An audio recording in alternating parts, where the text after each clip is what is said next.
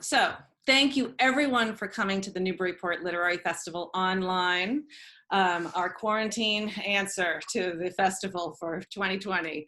I really want to thank A Mighty Blaze for hosting us on Facebook. This event is live streaming right now.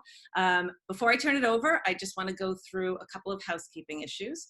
So we do have the chat enabled, but I would ask that all of the questions for Jessica come in through the Q&A button that's at the bottom of your Zoom screen. That's a lot easier for Kate to manage. So if the questions for the author could come in that way, we will manage those towards the end of the session. And you'll notice in the chat, I did put a note there about the books for all of the festival authors are available at 2 independent bookstores, Jabberwocky here in Newburyport and the Bookshop of Beverly Farms. So we really encourage getting your books at independent bookstores. So let me introduce, we have Jessica Pearce Rotondi. Her work has been published by the History Channel, Time, Reader's Digest, Salon, Atlas Obscura, HuffPost, and Refinery 29. Previously, she was a senior editor at HuffPost and a staff member at the PEN American Center, the world's oldest literary human rights organization. Jessica is a graduate of Brown University, and What We Inherit is her first book. With her is Kate Bolick. Her first book, Spinster, Making a Life of One's Own, is a distant descendant of Louisa May Alcott's writings about the single life. She lives in Brooklyn and teaches writing at New York University, but her heart remains here in Newburyport, not far from where Little Women was born. So thank you very much for joining us, and take it away. Oh, thanks so much, Jen. And as Jess was just saying, it's really nice to see little pieces of Newburyport and faces of Newburyport. And so I just wanted to make sure everybody sees on the wall the pink house. And then this is a little tiny pink house by Alan Bull. And this is just a painting of Plum Island. I'm so excited to be here for Jessica's Newburyport debut. This was definitely the most meaningful part of my own book tour when Spinster came out, and I'm so happy that Jessica's getting to have that experience, though I'm sad that she's missing the experience of getting to look at all of your faces, because for me, when I was down at the Art Association on Water Street was where my event was, and looking into the crowd and seeing all these faces, yeah, it was lots of tears. So I'm really glad that we get to, be Newburyport and West Newbury together here online from Brooklyn and Maryland. And let's see, I guess everyone knows that their computer should be on mute. I'm just saying that just in case. And finally, there was a really nice moment in Jessica's acknowledgments of her book, where a section where she writes, she's thanking her friend Jennifer Keating Hills. You have been there for me since childhood. Thank you for knowing me as Linda's daughter. And that meant so much to me. Jessica and I both lost our mothers at 23, and so to be able to share our books with people who knew us as the daughters of our mothers is just like, oh God, too much. Just like, think how proud your mother would be. It's off the charts. So on to you, Jessica. First, just tell us where you are. Sure. So I, like Kate, live in Brooklyn, although we actually originally connected over her beautiful New York Times piece about the Pink House and Newburyport. I am in rural Maryland right now, coming to you live from my in-laws' house. I came here for what I thought was not a 3-hour tour, but a long weekend, and just never left. So I'm running low on underwear and clothes, but I am so happy to be with family right now. A big theme of the book is about missing that sense of home, especially after my mother's death, and what a nuclear family feels like. So to have a mother-in-law here with me cooking and getting to share in that family sense again has really been bringing a lot of really wonderful memories home and allowing me to make more new memories with family I wouldn't normally get to see. So that's my silver lining in the middle of all of this. So, okay, so describe for the audience your book in your own words. in my own words. So What We Inherit, A Secret War and a Family Search for Answers came out this Tuesday after 10 years of research and writing, and it's a deeply personal story. As Kate mentioned, I lost my mother when I was 23, and after her death, I uncovered declassified CIA documents and letters and maps in my family home that all pointed to this family secret, Kate, and that was my Uncle Jack, who disappeared when his plane was shot down over Laos on March 29th, 1972, and just never came home. And the crash eerily echoed one my family had already experienced. My grandfather was a B-17 bomber in World War II, parachuted out of a burning plane, was captured by the Nazis, and spent 3 years in Stalag 17 prison camp. And because he survived, he always, always believed that his son did too. And he spent the rest of his life just trying to bring his son home and find out what really happened in Laos. And 40 years after my grandfather traveled to Southeast Asia in search of his son, I recreated his trip. I used every savings bond he had ever given me, from homemade report cards and Christmases. And I got very, very close to finding out what happened to my uncle. And as I got closer to the last known place he was seen alive, I started to understand more about the family that I'd lost and that I missed so much. But also more about the war that left Laos the most heavily bombed country in the entire world. So it's a mix of deeply personal memoir and travelogue, and it's also deeply, heavily investigative reported. So I did interviews with CIA agents and veterans and refugees for this book as well. So it's kind of an amalgam of a bunch of different things, but all genres that I adore. And it felt like the best way to tell my family's story. Yeah, and beautifully blended together. You did such a great job with this book. I really liked the word that you use. I think it's in the first chapter, maybe the prologue, when that you had to unbury your mother and Jack. And so just tell us a little bit about how you didn't really know about the story of Jack being lost while your mother was still alive. So you were hit with this double whammy. You lose her, and then suddenly you learn about this story that you hadn't known. Yeah, so I grew up celebrating my grandfather's service in World War II. Every Memorial Day parade, he was out there with flags. It was such a part of our family's history. His medals were on the wall, but my uncle was just such a different story. And I think, when I found these papers, I put the timeline together, and while my mother was teaching me to walk or sit up or stand or drive, for that entire period of our lives where I thought I knew her so well, she was carrying this grief with her. And when I first lost her, I was so bereft. I was really searching for some kind of message from her, like, what am I supposed to do without you, And I think the strange thing in all of this was finding the letters about Jack helped me understand her at my age. She lost him at the same age I lost her. And it was kind of a chance to meet her as that 23-year-old and understand where I come from and who she was as a woman before she became a mother as well. And there are just so many parallels in our family stories. I mean, my grandfather, even so in the World War, in Vietnam, every missing soldier had a bracelet made for him with his name and the date of loss. And Viva created them. There's thousands of them around the country. And when that soldier was finally brought home, you're supposed to be able to send that bracelet back to the family as a thank you. My mother wore her brother's bracelet until it broke from use. And then when she got sick herself, she bought these breast cancer support bracelets that all of us have. And I still wear mine very, very often. It's from a dear friend. And yeah, I just think the way my grandfather would not give up hope about his son coming home was the way my mother kept fighting. She was given a couple months to live and lasted 3 years, and long enough to find out something about what happened to Jack. I can't tell you what until you read the book, but I think a lot of her strength was definitely drawn from her father's strength.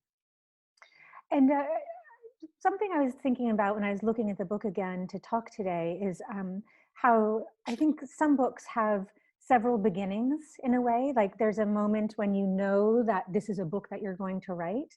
And so when was that for you? Sure. So, I mean, the minute I found these papers, I just personally wanted to know what had happened to Jack. And I was very, very obsessed with, finding out the truth about what happened to him. But when I decided to write about it, actually happened a couple of years later. It was Christmas. We were packing up my childhood home, getting ready to move. And I found a manuscript my mother had written. She wanted to be an author. I had no idea about that either. And it was a children's book manuscript. She had sent it to one place, Kate. It got this beautiful little rejection letter from Little Brown that said, "Thank you so much for submitting, Linda. It's not right for us at this time." And she never sent another piece of her writing in again. And she was so good. And so it kind of felt like this personal mission to tell her story, and not just any story, but the story that kind of, I think, defined so much of her life and my family's life. God, yeah, and I found a lot of my mother's writings after she died also, and one of which was a romance novel that she'd co-written with a friend, and I had not known anything about it. Like, she didn't read romance novels, and but they thought they were going to like make bank by doing this, and then I talked with the friend, and it turns out that the editor was like, "Oh, the kid, this looks good, but it needs more sex," Oh, and they no. were like, "Oh, forget it." There's a sex panel later this week, and you should all check it out on writing sex. But oh my gosh. So yeah, and it's you've been working on this for 10 years ever since you decided to do it. And I think you mentioned to me once that it was at first it was hard to find a publisher because people didn't think that a woman could be publishing a book that had to do with war. Am I right about that? I mean, publishing is hard right now. I used to work in book publishing too, full disclosure. And I think it's just so hard to sell things that are a little riskier these days. I was told books about war by women do not sell. Mm. And the other problem with the book was that, it can't really be a memoir and a book about war and a book that talks about cancer. Like, these are all just different genres. How do I sell this book? And to me, like, the most meaningful books in my life have been where history becomes personal. And the way I finally realized I had to tell the story across genre was I was in bed with boxes of papers, which I spent a lot of my 20s doing, kind of researching this book, and something cold and metallic fell literally onto my lap, and that was Jack's dog tags. And I held them in my hands, and I was like, these were around his neck. My grandfather held these, my mother held these, and it felt like this talisman from them. And I realized at that point on, I had been trying to write this book as strictly reported as history, but how can I do that? I'm part of the family. And I think the strength of this book that a lot of the wonderful blurbers like you have commented upon is making it feel personal, and you're a part of this family, and you really get to go on this journey with them. And throughout the book, I include photos of kind of found objects. I'm gonna see if I can find one for you now, because I wanted the reader to come along with me too. Like, this is my grandfather's World War II prisoner ID card from Stalag 17. So as the narrator discovers these objects, you're right there with us. And that's something I really wanted this book to be. And I'm so lucky that Olivia Taylor-Smith at Unnamed Press and Allison Hunter at Jane Cloud Nesbitt, my agent, never, ever gave up on this story. I kind of felt like Grandpa all over again, 2.0, just fighting until someone listened and the right people did. And now I'm here with you, which is so exciting. I love Grandpa 2.0. And also, you found that when you were writing the book and decided that it needed to be more personal than you'd imagined, that you had to recreate your childhood home. And so tell us about that urge and how you went about doing that. Yeah, I mean, I think finding these documents in my childhood home almost felt not like a violation, but just like this place that was such a source of comfort and warmth, had these secrets kind of undercurrent all along. And it really made me, I think, identify closely with my mother, who in childhood, we'd go to Nana and Grandpa's house and visit. I would stay in her childhood bedroom. And I remember there was this filing cabinet that was locked in the corner that turned out to be full of this story, but also these beautiful Buddha bookends. And I remember like falling asleep, and the last thing I would see were these little Buddha bellies kind of from underneath. And I didn't know it at the time, but those were from my grandfather when he went to Laos and Thailand looking for Jack. And he brought those back for my mother. And all those years as being a child, like sleeping under this is the last thing I saw when I finally got to Thailand and Laos.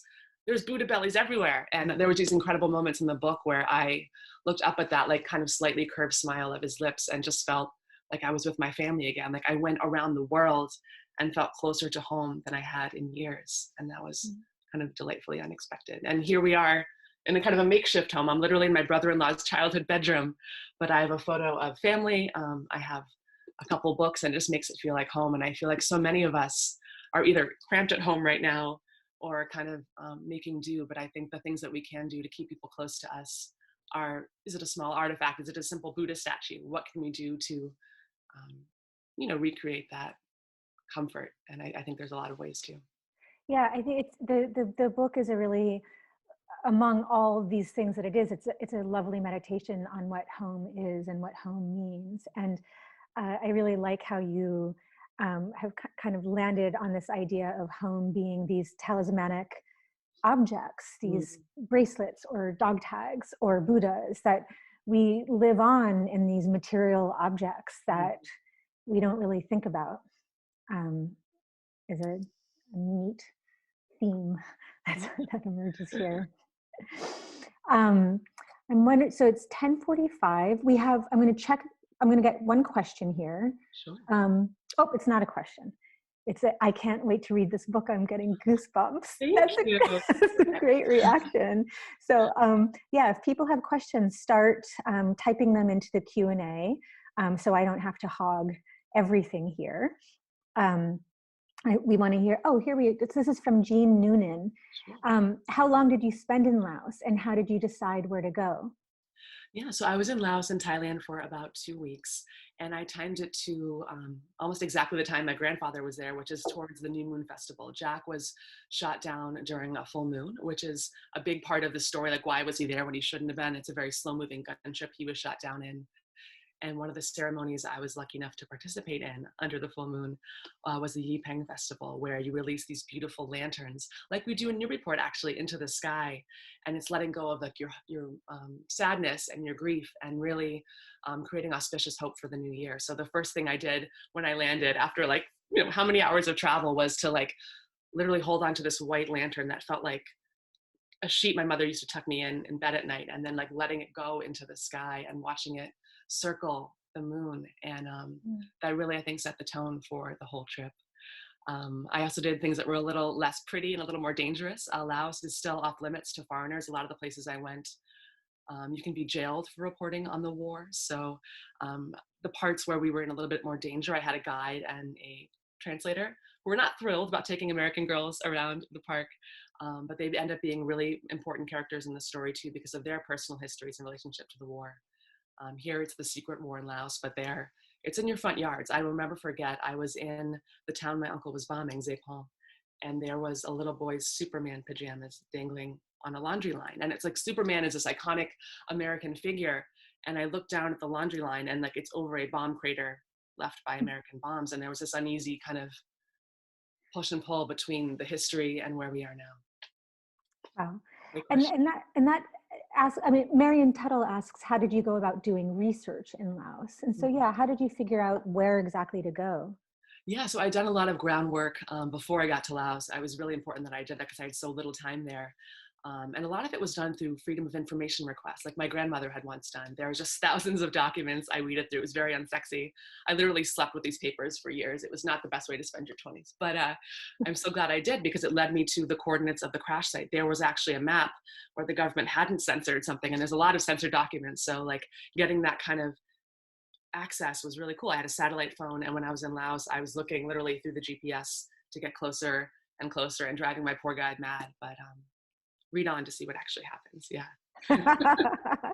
And Debbie Zabo asks, how did you initially get started writing the book? Sure. So initially getting started, I originally wrote kind of a travel journal while I was in Laos, which became kind of the backbone of the present day part of the book. And it was actually originally, so now it's me and my grandfather. Every chapter alternates between the day my mother dies and then going to Laos, and then my grandfather waking up the very morning he learns his son is gone, and then aging, like the 70s, the 80s, like fighting this David and Goliath battle. A third part was actually my mother's story, but it ended up being something that we didn't use. And I think so much of writing is learning when to let go, which is also a theme in the book, fittingly. Yeah, so I just kind of wrote them separately and then intertwined them, which ended up being the most difficult, but I think the most rewarding part of the book. Yeah. Phyllis Unger asks, what is the biggest takeaway you have after your 10-year journey? Your book is great. I was up till 2 a.m. this morning reading it. I can't wait to finish it. And you got up for coffee with us today. Thank you.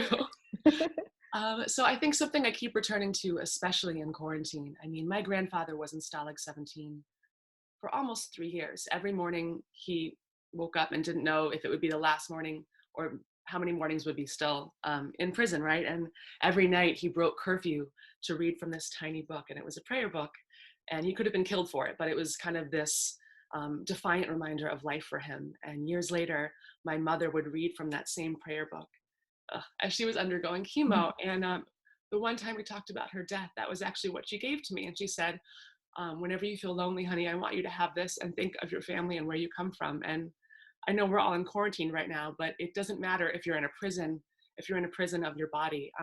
We are still telling stories. We are connecting through stories. And I just think it's so fitting that I'm able to now talk about these two people to all of you and find this human connection, which I think we were all searching for at different parts in our lives.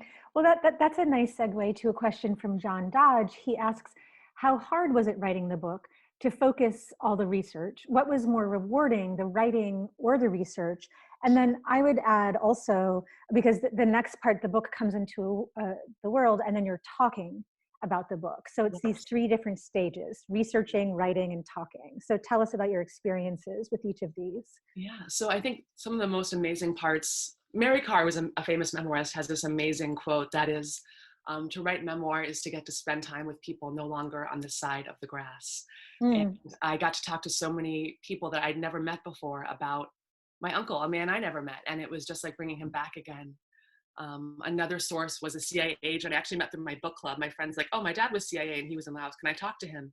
And he was describing for me parties where people that were trying to kill each other during the day, the Russians, the Chinese, the Americans, were drinking whiskey at night and raving, and then getting back to the war the next morning. And having the war come to life like that was just such a wild experience. There was even talking and discussion before I got to publish this and talk to all of you. And, you know, I was so looking forward to physically being in Newburyport this weekend and to be able to bring this story home. But I've been going on Facebook and Instagram like so many of us right now. And the comments and the feedback that all of you are sending me right now just feels so amazing. And it's not the traditional way to bring a book into the world, but in some ways it feels almost more personal and connected because we're all going through this together right now. So there's been enjoyable parts of every part of the journey, I think. An anonymous, it's hard to, an anonymous attendee asked, did you have mixed feelings about your uncle being a part of a terrible war? Very much so. And I think that's also a reason why my family didn't discuss it, right? I remember going to public high school, Pentucket, shout out. We kind of finished AP history right around the tip of the Cold War. Like, okay, read about Vietnam on your own, kids, we'll get to it. And I think that's one of the reasons I wanted to tell this story is because you know, Laos is the most heavily bombed country in the world. 50 people a year still die from the bombs that are left over from the American bombing. And my uncle was dropping those bombs. So a big part of the story is also the story of refugees and people on the ground. I had so much curiosity about what happened in Laos, and I knew I had to take readers to Laos with me to tell the full version of this story. Great question. Bethany Doral says, not to be too woo-woo, but did you feel led as this process unfolded? How did you balance such an emotional and personal experience with maintaining objectivity? And then she adds, also, love to you both from West Newbury. Oh, thank you so much. So not to get too woo-woo, to quote you, but I'm going to get woo-woo. So you'll see the cover is actually my uncle's plane, excuse me, kind of merging into a dragonfly. Dragonflies are also on the front of this hardcover too.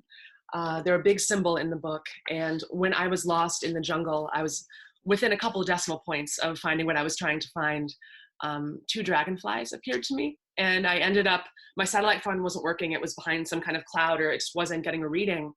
And I followed the dragonflies, and it led me to some pretty incredible places. So, you know, I'm an objective journalist. I did a lot of research for this book, but there were moments that you just can't make up.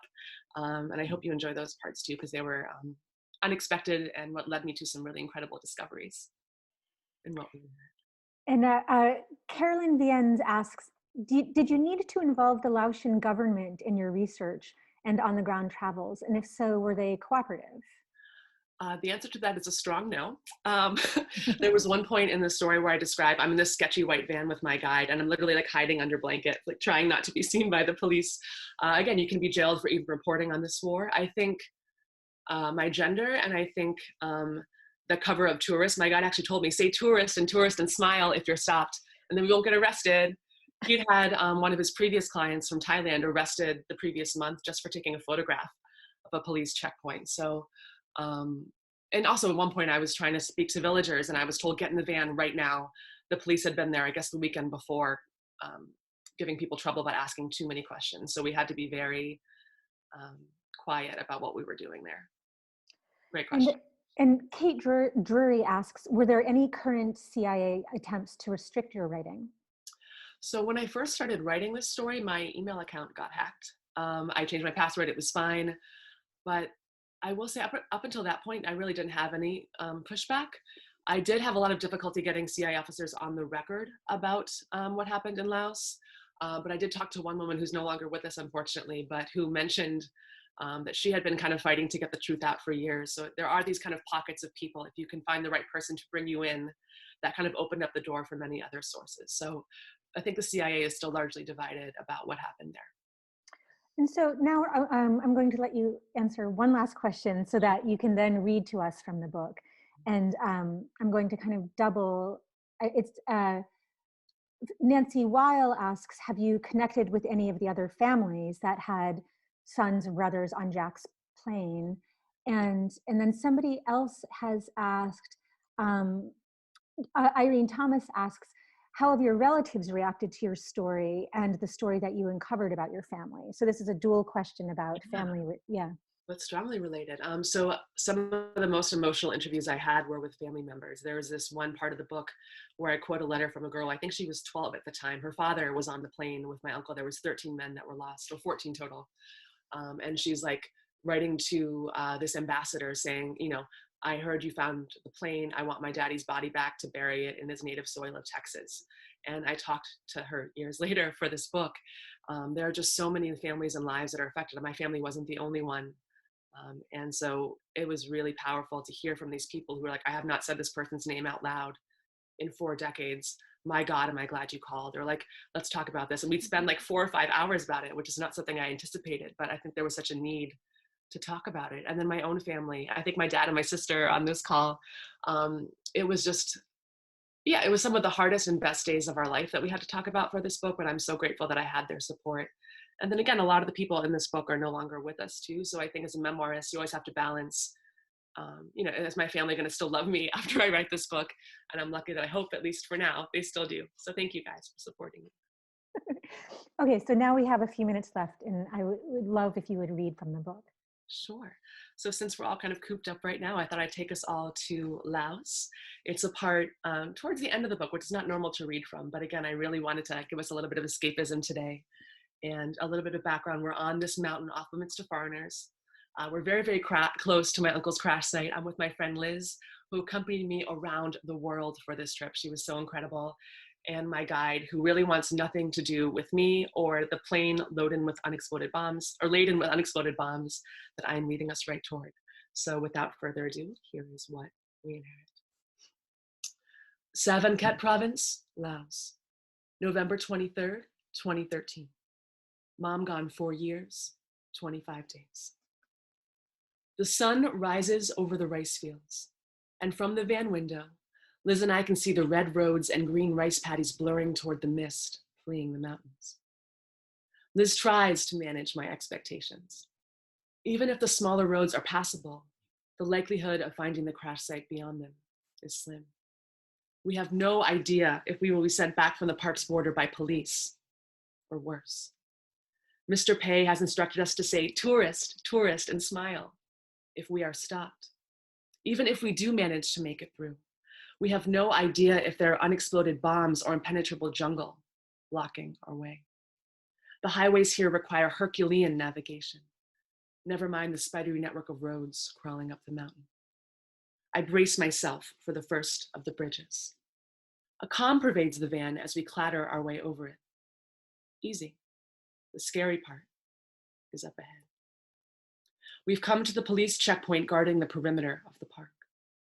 We slipped by easily enough last night, but daytime, my guide has warned us, is a different story. I suck in my breath and scrunch down in the seat. But the checkpoint is eerily quiet, the wraparound porch bare. A sleeping mutt lies just inside the open doorway. He doesn't even raise his head as we pass. I wait until I can no longer see the building in the rearview mirror to exhale. The road up the mountain becomes a green tunnel. Every few hundred feet, the trees open up to reveal blue sky and a sheer drop to the valley below. The effect is dizzying. We take a left just after the clearing from the previous night, and the van rattles down an even thinner red clay ribbon of road. The van lurches, then stops. No further, Mr. Pace says. Wait, why? I ask. The road is too bad. We can't pass. Our driver begins to turn around. As the van slows in reverse, I slide the door open and jump out. "Wait!" I yell. "Get back in the van," Mr. Pace says. Before me is a waterfall of mud, dropping down steeply to the rutted, grooved remains of a road. I have no idea how I'm going to get down it, but I'm sure as hell not getting back in that car and driving away. "I'm walking, Mr. Pay," I announce. "You can stay here if you'd like." I slam the van door a little too loudly, and it reverberates out into the jungle around me, trees barely held back by the red clay trail. I adjust the weight of my backpack. I have enough water to last a few hours. If the terrain remains relatively steady, I can make it. "You can't walk into the jungle alone," my guide says. "You don't know this place. Watch me," I think. I start heading for the point where the road dips from view. "The police will find you." A second van door slams as Liz comes to stand beside me. I'm walking too. No, American girls cannot be alone in the national park. I hear Mr. Pay's heavy breathing, a muttered phrase in Lao that sounds a lot like fuck, a third door sliding open. He comes around the van and stands before Liz and me, blocking the way. "If you go, I go with you," he says. I look up and down his 5'1" frame. In his flip-flops, dress pants, and semi-tucked dress shirt, Mr. Pay won't last an hour. "How far?" he asks, pointing at the jungle ahead. I think of the nearly 40-year-old map in my pocket, of the grieving girl of the past 4 years who could barely navigate her own life, let alone a map. Of the 9 miles that stretch from where I'm standing right now up into the mountain. I lie and say 3 kilometers. "You have 20 minutes, Mr. Pay says. Then we leave." Liz and I look at each other. "Well, we'll just have to walk fast then, won't we?" she says. We move almost sideways down the hill to keep from falling face first. Loose clumps of red dirt tumble down with each step, and I try to still my heart's pounding by focusing on the dried ripples of mud beneath my feet. Behind us, the sound of Mr. Pay's swearing grows fainter. On flat ground, and already well ahead of Mr. Pay, Liz and I form a plan. "I'll talk to him. You just walk as fast as you can," Liz says. She hands me the satellite phone, the black digits on the screen showing me just how far away I am from home, and just how close I am to the last known place that Jack was seen alive. I think of Mom marching up to the Laos embassy in 1975 in search of her brother, the road I now stand on marked off in the map in her purse. Liz's footsteps slow behind me as I pick up my pace, each footstep matching the thudding of my heart. Jack, Jack, Jack. Thank you. So that was what we inherit. Wonderful. Thanks so much, Jess. Oh, Jessica, that was so good. And I'm sure I'm speaking for all of the people who are on mute right now and can't tell you that themselves. Thank you both so much for joining us. This was a really fantastic event. And I can see on the comments and everything, you have so much support here in Newburyport and the surrounding area. So Jessica, I do hope, I hope next year our festival is live and in person, and I hope that you'll come and join us. I would love that. It's been so special to see all of your faces, especially this week. Love to everyone at home. I miss you so much. Thank you for being here. All right. Thank you very much, everyone. And I hope that you'll all join us at some of the other events today. We've got still a lot more to come all afternoon and more on Sunday, May 3rd. So thank you very much. Thank you. Bye, everyone. Thanks. Bye.